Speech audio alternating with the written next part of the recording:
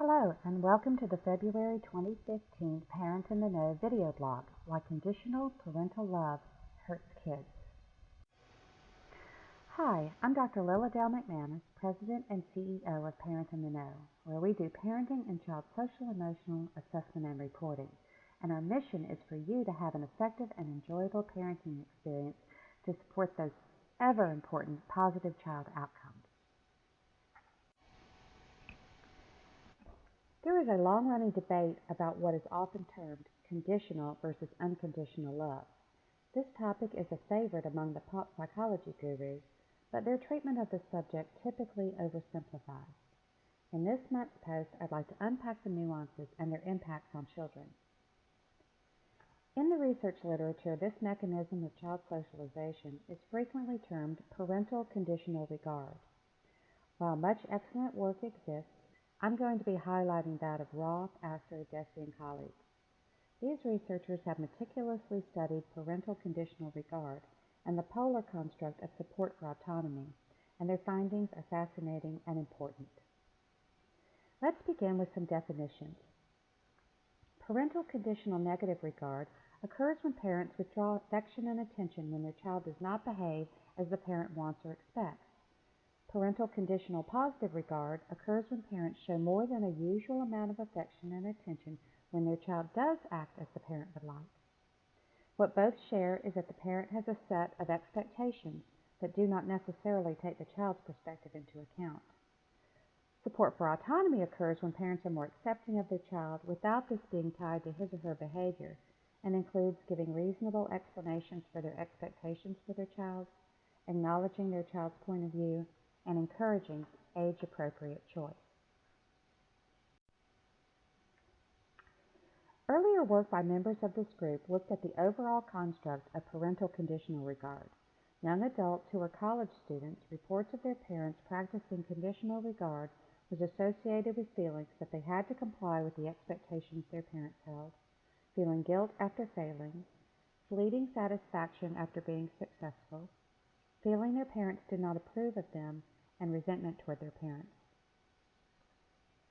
The team then studied younger adolescents who were ninth graders and separated conditional regard into negative and positive, as well as adding autonomy support as a parenting approach. The teams and their teachers completed questionnaires, and the research focused on impacts in two areas, emotion control and academics. The findings are particularly solid because the researchers used path analysis, a more sophisticated method to look at relationships between variables, which can assess both direct and indirect effects and see change of influence.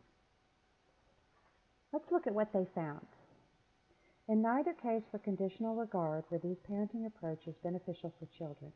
When the teens reported that their parents used parental conditional positive regard, the teens themselves were more likely to have internal compulsion or feelings of having to rigidly comply with their parents' wishes, feelings that they had to suppress their negative emotions, and academic engagement that was more about the grades than the learning. For teens whose parents practiced parental conditional negative regard, the impacts were even more damaging. Their children experienced less ability to regulate their negative emotions, known as emotion dysregulation. They were academically disengaged, and they felt resentment toward their parents.